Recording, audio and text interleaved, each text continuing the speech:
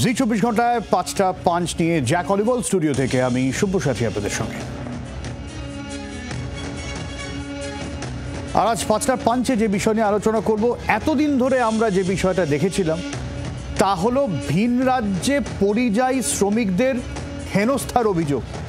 কিন্তু এইবার চিন্তা কিন্তু আরো বাড়ছে এই জায়গায়, কারণ এক মহারাষ্ট্রে বাদুরিয়ার এক পরিযায়ী শ্রমিকের দেহ টুকরো টুকরো করে পাঠিয়ে দেওয়া হলো, বস্তাবন্দি করে ফেলে দেওয়া হলো। তার ওই বস্তাবন্দি দেহ, তারপর ওই দেহ তাকে কফিন বন্দি করে নিয়ে আসা হচ্ছে এবং তৃণমূল কংগ্রেস দাবি করছে তিনি বাঙালি, তিনি বাংলা কথা বলেন। ঠিক এই জায়গা থেকেই তাকে খুন করা হয়েছে, এমনটাই অভিযোগ। এই নিয়ে আলোচনা করব। আমাদের সঙ্গে তৃণমূলের প্রদীপ্ত মুখোপাধ্যায় রয়েছে, তবে তার আগে বিজেপির অঙ্কন দত্ত রয়েছেন। আমি অঙ্কনের কাছে যাব। অঙ্কন, এ তো হাতের বাইরে বেরিয়ে যাচ্ছে অঙ্কন ক্রমশ। হেনস্থা, মারধরের অভিযোগ, আটক করে রাখার অভিযোগ, আর এখন খুন। না, প্রথম বিষয় হলো তৃণমূলের রাজনৈতিক বাধ্যবাধকতা আছে। তৃণমূল তার অপশাসন থেকে নজর ঘোরাতে চায় বলে যে কোনো খুন, যেটা অত্যন্ত দুর্ভাগ্যজনক খুন, তার সাথে বাংলা, বাঙালিয়ানা, বাঙালি আবেগ, বাঙালি অস্মিতা এগুলোকে জুড়ে দিচ্ছে। আপনি এতগুলো দেখালেন, কিন্তু এই ঘটনায়, এই যে পরিযায়ী শ্রমিক খুন হয়েছে, এই পরিযায়ী শ্রমিক খুনের ঘটনায় বাদুরিয়া থানা এবং মহারাষ্ট্র পুলিশের সাথে যে কোঅর্ডিনেশন চলছে, তাতে 24 ঘন্টার মধ্যে অ্যারেস্ট কে হয়েছে? কোন মহারাষ্ট্রিয়ান, কোন মারাঠি, কোন গুজরাটি, কোন বিজেপির কর্মী, কোন আরএসএস কর্মী না। যারা অ্যারেস্ট হয়েছেন তারা হচ্ছেন এই পরিযায়ী শ্রমিকের স্ত্রী এবং তার স্ত্রীর একজন প্রেমিক। তাদের মধ্যে অবৈধ সম্পর্ক চলছিল। এই অভিযোগ, একই অভিযোগ করেছে এই যে যিনি পরিযায়ী শ্রমিক, যিনি মারা গেছেন, তার পরিবার। তাহলে একটি খুন যা অবৈধ সম্পর্কের নিরিখে হয়েছে, যেটার প্রাথমিক তদন্তে যে ঘটনা বাদুরিয়া থানার পুলিশের তদন্তে উঠে এসেছে, সেই খুনটার সাথে বাংলা, বাঙালিয়ানা, বাংলার শ্রমিক গিয়ে মহারাষ্ট্রে খুন হচ্ছে, এমন ভাবে দেখানো হচ্ছে যেন বাংলার শ্রমিক গিয়ে মহারাষ্ট্রে খুন হয়েছে বাংলা ভাষা বলার জন্য। না, খুন হয়েছে সম্পূর্ণ একটি কলহের জন্য, একটি পারিবারিক, একটি সাম্পর্কিক কলহের জন্য। এটাকে রাজনীতির রঙে রাঙিয়ে তৃণমূল কংগ্রেস মিথ্যা করে, আমরা এর আগেও দেখেছি কোচবিহারের শ্রমিকরা আটক হয়েছে বলে 15 দিন আগের একটা ফেক ভিডিও তৃণমূল মুখপাত্র চালিয়ে দিয়েছিলেন পার্থপ্রতিম রায়। আবার একই ফেক ন্যারেটিভ এখন তৃণমূল কংগ্রেস চালাচ্ছে, শুধুমাত্র কারণ এই ন্যারেটিভটা দিয়ে রাজনৈতিক স্বার্থ চরিতার্থ হচ্ছে বলে। আজ থেকে 3 সপ্তাহ আগে তামিলনাড়ুতে 4 জন পরিযায়ী শ্রমিক খুন হয়েছে। আপনি তৃণমূলকে একটা শব্দ নিয়ে বলতে শুনেছেন? হায়দ্রাবাদে 2 সপ্তাহ আগে একজন বাঙালি পরিযায়ী শ্রমিক খুন হয়েছে। আপনি বলতে শুনেছেন? এই তৃণমূল কংগ্রেসকে বলতে শোনেননি, কারণ সেগুলো তো বিজেপি শাসিত নয়। সেইগুলোকে নিয়ে ইস্যু করলে তো এই বিজেপির বিরুদ্ধে বাংলা, বাঙালিয়ানার ন্যারেটিভটাকে খাওয়ানো যাবে না। তাই তৃণমূল পরিকল্পিতভাবে মিথ্যাচার করছে, রাজনীতির রং দিচ্ছে, সমাজ বিরোধীদের হাতে খুন হওয়ার ঘটনাটিকে রাজনীতির রঙে রাঙিয়ে তৃণমূল কংগ্রেস আখেরে বাংলা, বাঙালির সর্বনাশ করছে। আমি এই জায়গা থেকে প্রদীপ্তদা, যদি অঙ্কনের অভিযোগ সত্যি হয়ে থাকে, এটাও কিন্তু বিপজ্জনক প্রবণতা, ব্যক্তিগত খুনকেও পরিযায়, এবং এটা সরাসরি উস্কানির অভিযোগ। না, আমি বলবো অঙ্কনের যে রাজনৈতিক ষড়যন্ত্র দেখার চিন্তা ভাবনা, সেটা যখন বিজেপি নেতারা বা অভিযোগ করে যে বিজেপির এত কর্মী মারা যাচ্ছে, সিবিআই করতে পারছে না তার কুলকিনারা, বা দিলীপ ঘোষও আজকে অবধি খুঁজে পায়নি, বা শুভেন্দু অধিকারীও খুঁজে পায়নি, সেইটা একটু তাদের গিয়ে বুঝিয়ে দিক, এখানে আলাদা করে বোঝানোর দরকার নেই। আর একটুখানি বিজেপির মুখপাত্ররা পৌঁছে যাক নয়ন বিশ্বাসের বাড়িতে, বিজেপির নেতারা, মন্ত্রীরা পৌঁছে যাক উত্তম ব্রজবাসীর বাড়িতে, বা যে 2500-র বেশি মানুষকে যেভাবে বাংলাদেশি বলে দাগিয়ে দেওয়া হচ্ছে বাঙালি হিসেবে, তাদের কাছে গিয়ে এই কথাটা বলে দিক। তাহলে হয়তো বুঝতে সুবিধা হবে যে কোন ন্যারেটিভ কে সেট আপ করছে। যারা খুব পরিষ্কারভাবে বলেন, একজন বিরোধী দলনেতা, যে বাংলাদেশিদের চ্যাংদোলা করে আমি বিধানসভার বাইরে ছুঁড়ে ফেলবো। পশ্চিমবঙ্গের মধ্যে বিধায়ক হলে তাকে বলছে চ্যাংদোলা করে ফেলে দেব। তাদের মানসিকতার জন্য আর কিছু কথা বলার প্রয়োজন আছে বলে মনে করি না। একটা ইন্টারস্টেট মাইগ্রেন্ট ওয়ার্কম্যান অ্যাক্ট আছে, যেটা নিয়ে আমরা যখন ওই কোভিডের সময় হয়েছিল প্রচুর চর্চা করেছিলাম, 1979 সালের আইন। সেই আইন নতুন করে সংশোধন করার চিন্তা চেতনা করা হয়েছিল। সম্ভব হয়নি, তার কারণ যে অফিসার নিযুক্ত করা হতো স্টেট ওয়াইজ তার কাছে কোনো ডেটা নেই। এদিকে যখন ভারত সরকার নীরজ শর্মার একটা তথ্য পেশ করছে 2023 সালের পরে, যেখানে দেখা যাচ্ছে রিসিভিং এন্ডে পশ্চিমবঙ্গ থার্ড লার্জেস্ট স্টেট আর সেন্ডিং এন্ডে বোধহয় 5 বা 6, তখন এরা সেই তথ্য পড়ে না পড়ে বলে যে পশ্চিমবঙ্গ থেকে প্রচুর পরিযায়ী চলে যাচ্ছে।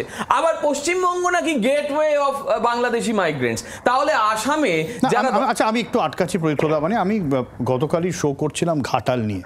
আমি ঘাটাল নিয়ে শো করতে করতে দেখলাম যে ঘাটালের আর্থসামাজিক পরিস্থিতি এখন এরকম হয়ে গেছে, জল জমছে দিনের পর দিন, কৃষি জমি নষ্ট হচ্ছে, ওখান থেকে প্রচুর পরিযায়ী শ্রমিক মানে বাইরে হয়ে যাচ্ছেন, এবং ওখানে একটা গোল্ড হাব করেছো তোমরা, সোনা হাব করেছো, সেখানে কেউ কাজ করতে চাইছে না, তারা বাইরে চলে যাচ্ছে। দাসপুরের এমন অবস্থা, প্রায় প্রত্যেকটা ঘর থেকে সবাই বাইরে। না এটা তো অস্বীকার করার ব্যাপার নেই, মমতা বন্দ্যোপাধ্যায় নিজে তার তথ্য তুলে দিয়েছেন। মমতা বন্দ্যোপাধ্যায় 21শে জুলাইয়ের মঞ্চ থেকেও তথ্য তুলে দিয়েছেন। সিজনাল মাইগ্রেন্টস হয়, এটা খুব স্বাভাবিক একটা প্রবণতা, এটা আজকের প্রবণতা না, কিন্তু যে তথ্যটা তুলে ধরা হয় সেইটার বিরুদ্ধে তথ্য দিয়ে বলছি যে ভারত সরকারের দেওয়া তথ্য, যেটা নীরজ শর্মা অধ্যাপক বার করেছেন এবং সেটা ভারত সরকারের ওয়েবসাইটে আজও রয়েছে, সেইখানে দেখা যাচ্ছে রিসিভিং এন্ডে পশ্চিমবঙ্গ থার্ড। কিন্তু অঙ্কন কিন্তু নির্দিষ্টভাবে দুটো কথা বলেছে। এক, এই যে ঘটনা নিয়ে আলোচনা শুরু হলো সেটা পারিবারিক প্রণয় ঘটিত খুন। দুই, পার্থদা ফেক ভিডিও শেয়ার করেছে। আমি আবারও বলছি যে অঙ্কন যখন বলছে প্রণয় ঘটিত ব্যাপার, তাহলে অঙ্কন বাকি 2300-2400 মানুষের কাছে গিয়ে এই কথাটাই বলুক না যে বসন্ত কুঞ্জে দীর্ঘদিন ধরে যাদের আলো পাখা বন্ধ করে রাখা হয়েছিল, দিল্লির সেই বস্তিগুলো যেগুলো ভেঙে দেওয়া হলো, যেখানে হনুমানের মন্দিরও ছিল সেই মন্দিরও ভেঙে দেওয়া হলো, নয়ন বিশ্বাসকে এখনো যখন ডিটেনশন করে রাখা হয়েছে, ব্রজবাসীকে এনআরসির নোটিশ দেওয়া হয়েছে, তাহলে এইগুলো ফেক কি ফেক না সেটা অঙ্কন নির্দিষ্টভাবে গিয়ে তাদের কাছে গিয়ে বললেই তো হয়ে যায়। আমাদের তো এত তর্ক বিতর্ক করতে হয় না। এই যে ফোর্স এক্সপালশন করা হচ্ছে এবং বাংলাদেশি ফরেন মিনিস্টার থেকে মে মাসে চিঠি লেখা হচ্ছে ভারত সরকারকে যে আপনারা এইভাবে ফোর্স এক্সপানশন করতে পারেন না, এবং জুন মাসে তার রিপিট করা হচ্ছে। আপনারা বলুন তো ফেরত নিতে কেন বাধ্য হচ্ছে? যে 14 জনকে ফেরত পাঠিয়েছিল আসাম থেকে বাংলাদেশে পুশ করে দিয়েছিল, সেই 14 জনকে কেন মে মাসে আবার ফেরত আনতে হলো? তার মানে কোথাও গিয়ে যে স্ট্যান্ডার্ড অপারেটিং প্রসিডিওর আছে, যখন আপনি ডিটেক্ট করছেন, ডিটারমাইন করছেন এবং ডিপোর্ট করছেন, এই যে 3D পলিসি নিয়ে আপনি যখন কাজ করেন, তখন সেই 3D পলিসি আপনি কেন ঠিক করে মানছেন না? প্রপার অথরাইজেশন কেন করছেন না? আপনি কেন ফেরত পাঠিয়ে চুপি সারে ফেরত নিয়ে চলে আসছেন? এই কথাগুলো তাহলে চক্রান্ত হচ্ছে কিনা, ভারত সরকার করছে কিনা সেটাও বলে দিক। উত্তর নিয়ে অঙ্কন। প্রথম কথা হলো তার মানে মহারাষ্ট্রের যে ইস্যুটা নিয়ে আমরা আলোচনা শুরু করেছিলাম, সেই ইস্যুটা নিয়ে মিথ্যাচার থেকে আর কোনো কথা বলতে না পেরে অন্য ইস্যুতে চলে যাওয়া হলো। উত্তম ব্রজবাসীর আজ পর্যন্ত কাস্ট সার্টিফিকেটটা উত্তম ব্রজবাসীর হাতে পৌঁছে গেল না কেন? কোচবিহারের পুলিশ প্রশাসন, এসডিও, বিডিও কারা চালাচ্ছে? মমতা বন্দ্যোপাধ্যায় উত্তম ব্রজবাসীকে নিয়ে 21শে জুলাইয়ের মঞ্চে পর্যন্ত উঠে গেলেন, কিন্তু উত্তম ব্রজবাসীকে যে 4টে নোটিশ 2007 সাল থেকে চলে আসছে, আমি এর আগের দিনে বলেছি 2007 সালে নিশ্চয়ই কেন্দ্রে অথবা অসমে বা পশ্চিমবঙ্গে কেন উত্তম ব্রজবাসীকে 7 সাল থেকে নোটিশ দেওয়া হচ্ছে বলে তোমার মনে হয়? কেন কে শুনতে পাচ্ছি না? আমি কমপ্লিট করে নি প্রথম কথা। না অঙ্কন, এই উত্তম ব্রজবাসীর কথা তুমি বলছো, দাবি করেছে অঙ্কন উত্তম ব্রজবাসীর কথা তুমি বলছো 2007 সাল থেকে দেওয়া হচ্ছে, কেন? কথাটা ব্রেক হচ্ছে, আমি শুনতে পাচ্ছি না। বললাম উত্তমকে 2007 সাল থেকে বারবার এভাবে নোটিশ পাঠানো হচ্ছে, কেন পাঠানো হচ্ছে? কারণ পশ্চিমবঙ্গ সরকারের যে প্রয়োজনীয় নথি উত্তম ব্রজবাসীর কাছে পৌঁছে দেওয়া প্রয়োজন, 2007 সাল থেকে সেটা দেওয়া হচ্ছে না। একটা তো কাস্ট সার্টিফিকেট, সে রাজবংশী সম্প্রদায় কাস্ট সার্টিফিকেটটা আটকে রাখা হয়েছে কি স্বার্থে? কেন আটকে রাখা হয়েছে? এই প্রশ্নের জবাব তো তৃণমূল কংগ্রেসকে দিতে হবে। অঙ্কন আমি ধরে নিচ্ছি উত্তম ব্রজবাসীর কাস্ট সার্টিফিকেট নেই, অঙ্কন আমি ধরে নিচ্ছি উত্তম ব্রজবাসীর আধার কার্ড নেই, ভোটার কার্ড নেই, প্যান কার্ড নেই, বার্থ কিচ্ছু নেই। অসম সরকারের কি? না অসম সরকারের কি? অসম সরকারের এনআরসি লিস্টে উত্তম ব্রজবাসীর নাম 2007 সালে কারা ঢুকিয়েছে? 2009 আবার যখন তার কাছে নোটিশ এসেছে সেই সময় কারা ঢুকিয়েছে? অসম সরকার কি তখন বিজেপি চালাচ্ছিল? তার মানে নিশ্চয়ই তখন কোনো না কোনো বিষয় এমন ছিল যার জন্য অসম সরকার কনসার্ন ছিল উত্তম ব্রজবাসীর নাগরিকত্ব নিয়ে। তাহলে আজকের দিনে দাঁড়িয়ে হঠাৎ করে বলা যায় না যে মানে অসম সরকারের কি, ভারতবর্ষের যে কোনো অঙ্গরাজ্যের সরকারের দায়বদ্ধতা আছে। এই যে আজকে মহারাষ্ট্রে এই বাঙালি এই আমাদের পরিযায়ী শ্রমিক মারা গেল, তদন্ত পশ্চিমবঙ্গ সরকার এবং মহারাষ্ট্র সরকার যৌথভাবে করছে না। তো সেইভাবে ভারতীয় যুক্তরাষ্ট্রের মধ্যে এই ব্যবস্থায় রয়েছে। আমি পুশব্যাক নিয়ে এতগুলো কথা বললাম, আমি জাস্ট একটা কথা বলছি। উড়িষ্যার সরকার নাকি 404 জন বাংলা পশ্চিমবঙ্গের পরিযায়ী শ্রমিককে জেলে আটকে রেখেছে। এই অভিযোগ মমতা বন্দ্যোপাধ্যায় তৃণমূল কংগ্রেস করেছিল। 404 জন। কলকাতা হাইকোর্টে তপব্রত বাবুর ডিভিশন বেঞ্চে মামলা হলো, কল্যাণ বন্দ্যোপাধ্যায় কলকাতা পশ্চিমবঙ্গ সরকারের প্রতিনিধিত্ব করলেন। 404 জনের মধ্যে 400 বার দিন, 100 বার দিন, 40 বার দিন, চারটে নাম বলতে পারলেন না কেন? উড়িষ্যার সরকার যে ঘোষণা না, কিন্তু অঙ্কন এটা তুমি তৃণমূল কংগ্রেসের বিরুদ্ধে অভিযোগ করছো। আমি অঙ্কন তৃণমূল ছাড়ো, মানুষকে অঙ্কন তৃণমূল ছাড়ো। কংগ্রেস ঈশা খান চৌধুরী তিনি হরিয়ানায় গিয়েছেন, তিনি বলছেন যে তিনি যোগাযোগ করতে চাইছেন, তাকে কেউ সাহায্য করছে না, তার নিজেরই অসহায়তা বোধ করছেন, তিনি নিজেই হতাশ। কংগ্রেস তৃণমূল একযোগে কি চক্রান্ত করছে বাংলায় বলছো? বলুন ভূপেন্দ্র সিং হুডা হরিয়ানার বিরোধী দলনেতা। বিরোধী দলনেতার সাথে উনি দেখা করতে যেতে পারলেন না কেন? কারণ হরিয়ানার বিরোধী দলনেতা কংগ্রেসের নেতা ভূপেন্দ্র সিং হুডা পরিষ্কার বলেছেন যে কোনো ঘুষপেটিয়া হরিয়ানাতে থাকবে না। তাহলে দেখুন প্রত্যেকের রাজ্য নিয়ে কনসার্ন। কিন্তু আমি তো বলছি ঈশা খান চৌধুরী যান ভূপেন্দ্র সিং হুডার কাছে, মমতা ব্যানার্জি যান, যে আন্দোলন করুন হরিয়ানায়, দেখি কত দম আছে। করতে পারবেন না, কারণ যাদেরকে ধরা হচ্ছে হরিয়ানা সবাই বাংলাদেশিদের ধরা হচ্ছে। কোন তথ্য প্রমাণ নেই রাজ্য সরকারের কাছে। রাজ্য সরকার বাংলাদেশিকে বাঙালি বলে পশ্চিমবঙ্গবাসীকে আজকে বিভ্রান্ত করার চক্রান্ত করছে। আচ্ছা, তার মানে প্রদীপ্তদা অঙ্কনের একদম স্পষ্ট অভিযোগ যদি বলি যে প্রত্যেকের রাজ্য নিয়ে কনসার্ন, একমাত্র বাংলার শাসক দল তারা এই রাজ্য নিয়ে কনসার্ন নয়, অনুপ্রবেশকারী তারা ঢোকাতে ব্যস্ত, তাদেরকে ডিফেন্ড করতে ব্যস্ত। টেকনিক্যালি এই মানে দাঁড়ায় না, ব্যাপারটা হচ্ছে অঙ্কন এটুকু বলতেই পারে ওর রাজনৈতিক বাধ্যবাধকতা যে ও বিজেপি করে, কিন্তু মুশকিল হচ্ছে 50 কিলোমিটার সেইখানে তো ডানা মেলে আমাদের পরিযায়ীরা ঢুকেছে বলে আমি তো জানি না যে একটা লোক ডানা মেলে বিএসএফ কে কভার করে চলে যাচ্ছে। তাহলে বিএসএফ করছেটা কি? আর আমার কাছে একটা স্পেসিফিক তথ্য দিক না, 2016 সালে কিরেন রিজিজু পার্লামেন্টে বললেন যে 2 লক্ষের বেশি লোক এই বাংলাদেশি মাইগ্রেন্ট এখানে রয়েছে। পরের দিন পার্লামেন্টের প্রসিডিংস থেকে সেটাকে তুলে নেওয়া হলো মেয়ার হোয়াক্স বলে। ফলে যারা ডকুমেন্টেড করতে পারে, এবং এর পরে ইন্টারস্টেট মাইগ্রেন্ট ওয়ার্কম্যানের যে সমস্যা হলো প্যান্ডেমিকের সময়, তারপরে একটা পোর্টাল করলো ভারত সরকার, যে পোর্টালে তথ্য আপলোড করার কথা হলো। পশ্চিমবঙ্গ সরকার এখনো অবধি সেটা করে চলেছে, কিন্তু সেই পোর্টালের কোনো আপডেট আজ অবধি স্বরাষ্ট্র মন্ত্রকের থেকে তুমি প্রকাশ করতে পারবে না যে কত তথ্য এখানে রয়েছে। আবার উত্তম ব্রজবাসীকে নিয়ে কথা বলছে যে কে করেছিল, এরা আগেরটা টেনে আনতে চাইছে। আগেরটা টেনে এনে নিজের জাস্টিফিকেশনটা কিভাবে হয়? কোচবিহারের ঠিকানা পেয়ে যেতে পারে, কোচবিহারে যে উত্তম ব্রজবাসী থাকে সেটা আসাম সরকার জানতে পারে, তাহলে আসাম সরকার এটা জানতে পারে না যে আগে কোথাও ভুল হয়েছে কিনা। অর্থাৎ যে ভুল আগের সরকার করে যাবে সেই ভুলকে এরা কন্টিনিউ করে নিয়ে যাবে, সেটা কি এদের দায়িত্ব? যেটা পশ্চিমবঙ্গে এরা তৃণমূলকে বলে। আর পশ্চিমবঙ্গে শুধুমাত্র তৃণমূল বলছে তা নয়, পশ্চিমবঙ্গের লোকেরা বলছে, সিপিএম থেকে শুরু করে কংগ্রেস সবাই বলছে, যারা বিভিন্ন সামাজিক আন্দোলন করেন প্রত্যেকে বলছেন। এবার এদের সামাজিক আন্দোলন নিয়ে সমস্যা আছে, বলবে আন্দোলনজীবী পার্লামেন্টে। কিন্তু আজ অব্দি আমরা যা অভিযোগ করেছি, একটা অভিযোগের উত্তর লিখিতভাবেও এরা দিতে পারছে না। সে 100 দিনের কাজের টাকা বন্ধ হোক, বা আমাদের মাথার ছাদের টাকা হোক, বা এই পরিযায়ী শ্রমিকদের নিয়ে যে সমস্যা। সত্যি তো এদের সমস্যা এই কারণেই, কারণ সেলুলার জেলে যে 70% মানুষ, মানে যারা রয়েছেন তাদের 70% মানুষের নাম হচ্ছে বাঙালি মানুষ। এই বাঙালিদের ওপর এদের থাকবে, বাঙালি অস্মিতা নিয়ে এদের সমস্যা থাকবে, কারণ এরা তো ব্রিটিশের পদলে হাম করেছিল। 42 সালের আন্দোলনকে শ্যামাপ্রসাদ মুখার্জি কি বলে ব্যাখ্যা করেছিলেন যে কেউ বলতে পারবে। ফলে এদের সমস্যা আমাদের ইন্টেলেক্ট নিয়ে থাকবে, এদের সমস্যা আমাদের যুক্তি নিয়ে থাকবে, এদের সমস্যা আমাদের নেতৃত্ব নিয়ে থাকবে। এই যে আপকি বার 200 পার, এই যে চূড়ান্ত মাইট নিয়ে এখানে লড়াই করার চেষ্টা করেছিল, 19টা থেকে 12টায় নামানো হয়েছে, আপকি বার 200 পার হয়নি। চূড়ান্ত ষড়যন্ত্রমূলক অভিঘাত হচ্ছে, যার অন্যতম আর একটা কারণ এই 29 সালকে মাথায় রেখে এই ধরনের কাজকর্ম। আচ্ছা, আমি অঙ্কন তো উত্তর দেবে, আমি অঙ্কনের সাথে একটা প্রশ্ন জুড়ে দিই, যে প্রশ্নটা প্রদীপ্তদার জন্য। তাহলে কি এই যে প্রদীপ্তদা তুমি বলছো যে এটা অঙ্কনকে, প্রথম অঙ্কনের কাছেই আমি আসবো, এই যে প্রদীপ্তদা বলছে যে সেন্ট্রাল গভর্নমেন্ট এই যে পোর্টাল খোলা হয়েছিল এগুলো আপডেট করে না, ফলে পরিযায়ী শ্রমিক কত কোথায় কি সেগুলো নিয়ে একটা ধোঁয়াশা আছে। আচ্ছা, এই অঙ্কন বা প্রদীপ্তদা দুজনকে আমি প্রশ্নটা রাখছি, এরা গরিব মানুষ, এরা প্রান্তিক মানুষ, সেই জন্য কি এদের সঙ্গে ছেলে খেলা করা যায়?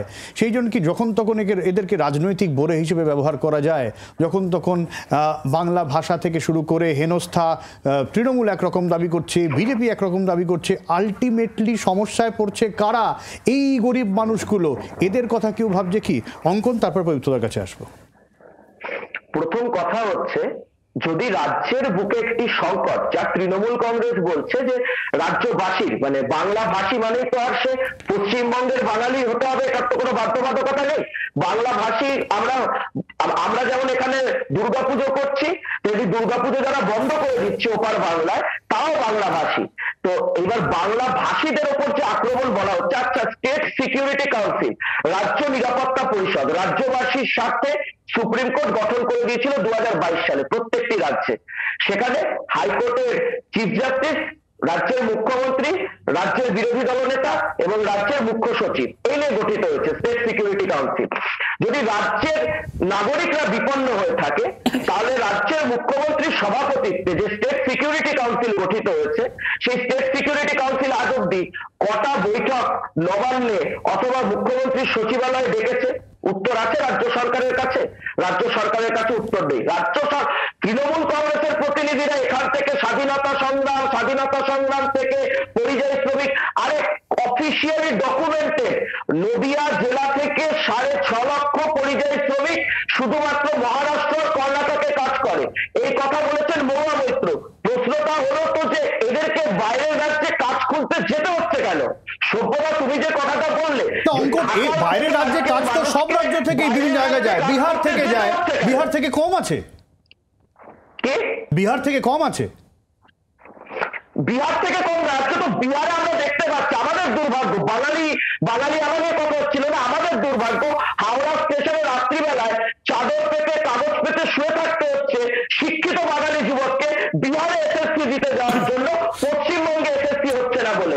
দুর্ভাগ্যের কারণ হচ্ছে এইটাই, রাজ্য সরকারের কাছে কোনো জবাব নেই। আমি আবারও বলছি, রাজস্থান হোক, হরিয়ানা হোক, ডকুমেন্ট এই রাজ্যের সরকার প্রকাশ করুক যে কতজন পশ্চিমবঙ্গবাসী রয়েছে। আমি চ্যালেঞ্জ করছি, পশ্চিমবঙ্গবাসীদের ডিটেল করা হচ্ছে না, হচ্ছে পশ্চিমবঙ্গে ফেক ভোটার, ফেক আধার কার্ড তৈরি করে, যে সাতরাজির মতো জঙ্গিদের তৃণমূল কংগ্রেস তৈরি করে দিয়েছিল। এইরকম বাংলাদেশিদের যাদেরকে ভারত সরকার এবং বিএসএফ পুশব্যাক করছে, তৃণমূল কংগ্রেস জানে যে তাদের ভোট ব্যাংক হচ্ছে এই সমস্ত বাংলাদেশি অনুপ্রবেশকারী, জামাতি শক্তি, জিহাদি শক্তি। তাই আজকে তারা তাদেরকে নিয়ে চিন্তিত। উত্তরপ্রদেশবাসীকে নিয়ে যদি এতই চিন্তা থাকে তৃণমূল কংগ্রেসের, আমি বলছি পশ্চিমবঙ্গের কোন একজন মন্ত্রীকে দেখান যে কোঅর্ডিনেট করেছে অসম সরকারের সাথে। একজন মন্ত্রীর নাম বা একজন মন্ত্রীর অফিসিয়াল লেটার দেখান যিনি কোঅর্ডিনেট করেছেন অসম সরকারের সাথে। করেনি কেউ, কেউ করছে না, শুধুমাত্র রাজনীতির রুটি শেখছে বাংলা বাঙালিয়ানার নাম করে। আচ্ছা, আমি শেষ করবো 1.5 মিনিট। আমি 1.5 মিনিট, ও 2 মিনিট বলেছে, 3 মিনিট বলেছে, আমাকে 1.5 মিনিট স্বাভাবিক। আসলে মুশকিল হচ্ছে যে তথ্যের জাগলারি আর তথ্য না থাকা, দুটোর মধ্যে পার্থক্য আছে।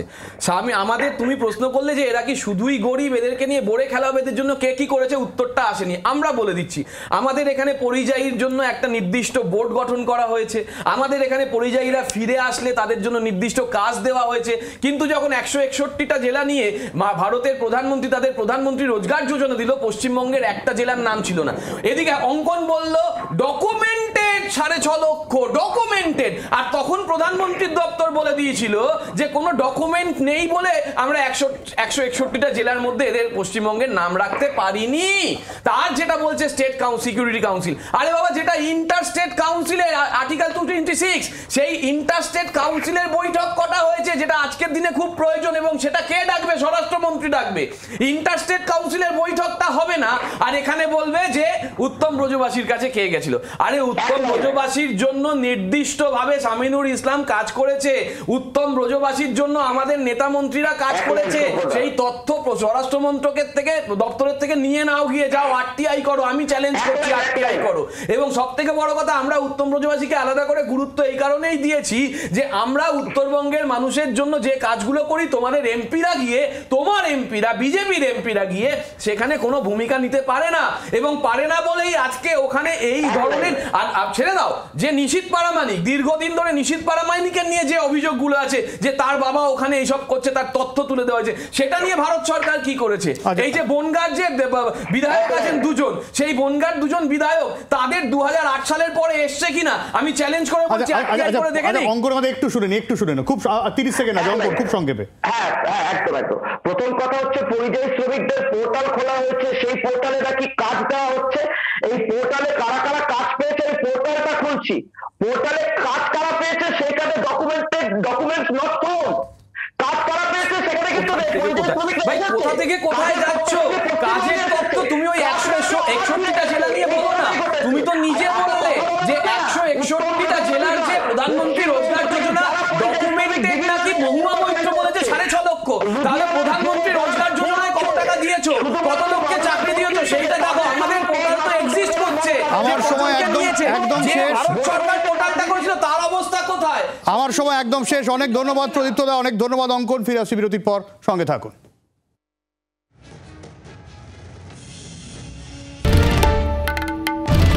বাংলার আওয়াজ, বাঙালির আবেগ, জি 24 ঘন্টা।